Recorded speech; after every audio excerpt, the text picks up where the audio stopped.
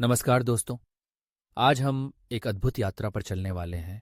एक ऐसी यात्रा जो हमें एक महान संत श्री साईं बाबा के जीवन की ओर ले जाएगी। यह यात्रा हमें उनके पहले अध्याय के माध्यम से उनके अद्भुत लीला और शिक्षाओं से अवगत कराएगी। आप जानते हैं, जब हम किसी भी काम की शुरुआत करते हैं तो हम पहले भगवान गणेश को याद करते हैं। वह हमारे सभी विघ्नों को दूर करते हैं। इसी तरह हेमाद पंत ने भी अपने काम की शुरुआत भगवान गणेश को प्रणाम करके की। उन्होंने कहा कि श्री साईं भी गणेश के समान हैं। ये एक बहुत गहरा विचार है, क्योंकि साईं बाबा ने अपने जीवन में हर बाधा को पार किया। फिर हेमाद पंत ने माता सरस्वती से प्रार्थना की ताकि उन्हें इस काम को लिखने की प्रेरणा मिले।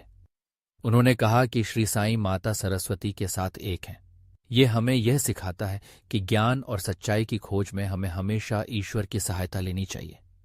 इसके बाद हेमाद पंत ने सृष्टिकर्ता भगवान ब्रह्मा, पालनहार भगवान विष्णु और संहारक भगवान शिव को भी नमन किया। उन्होंने कहा कि साईं नाथ इन तीनों के साथ एक हैं। यह हमें यह बताता है कि साईं बाबा ने हमें इस संसार के कष्टों से पार पाने का मार्ग दिखाया। हेमाद पंत ने अपने गुरु श्री साईं नाथ को भी याद किया, जो दत्तात्रेय का अवतार हैं। उन्होंने कहा कि साईंनाथ ही हमारे लिए एकमात्र शरण है। ये बात हमें यह सिखाती है कि हमारे जीवन में एक गुरु का होना कितना महत्वपूर्ण है, जो हमें सच्चाई और ज्ञान की ओर ले जाए। अब चलिए हम एक अद्भुत घटना की ओर बढ़ते हैं, जो साईं बाबा के जीवन का एक महत्वपूर्ण हिस्सा है। ये घटना एक सुबह की है, जब हेमाद पंत ने शिरडी में साईं बाबा का दर्शन किया। उन्होंने देखा कि बाबा अपने मुंह और चेहरे को धोने के बाद गेहूं पीसने की तैयारी कर रहे थे। यह दृश्य आश्चर्यचकित करने वाला था। बाबा ने एक हाथ से चक्की का हैंडल पकड़ा और गेहूं पीसना शुरू कर दिया। लेकिन यहां एक सवाल उठता है, बाबा जो कुछ नहीं रखते थे, जो भिक्षाटन पर निर्भर थे, वह गेहूं पीसने का काम क्यों कर रहे थे? यह सोचकर कई लोग वहां इकट्ठा हुए। 4 साहसी महिलाएं आगे बढ़ीं और बाबा को धीरे से किनारे कर दिया और खुद गेहूं पीसने लगीं। शुरुआत में बाबा नाराज हुए, लेकिन जब उन्होंने महिलाओं की भक्ति और प्रेम को देखा तो वह मुस्कुराने लगे। यह दृश्य हमें यह सिखाता है कि भक्ति का कोई मोल नहीं होता। जब हम सच्चे दिल से किसी कार्य को करते हैं तो वह कार्य हमारे लिए बहुत महत्वपूर्ण हो जाता है। महिलाओं ने सोचा कि बाबा के पास कोई संपत्ति नहीं है, तो वह इस गेहूं का आटा किसके लिए पीस रहे हैं? शायद वह इसे बांटने के लिए कर रहे हैं। लेकिन जब उन्होंने आटे को 4 हिस्सों में बांटकर ले जाने का प्रयास किया तो बाबा ने उन्हें डांटते हुए कहा, क्या तुम पागल हो? ये किसका संपत्ति तुम लूट रही हो? मैं क्या ये कोई महीच की। यहां से हमें एक महत्वपूर्ण सीख मिलती है। कभी कभी हम जो समझते हैं वह सही नहीं होता।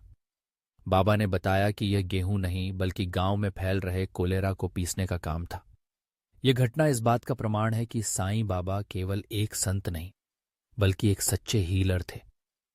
जब हम इस घटना को ध्यान से देखते हैं तो हमें यह समझ में आता है कि साईं बाबा ने अपने जीवन में केवल गेहूं नहीं बल्कि अपने भक्तों के पापों, दुखों और मानसिक पीड़ाओं को भी पीसा।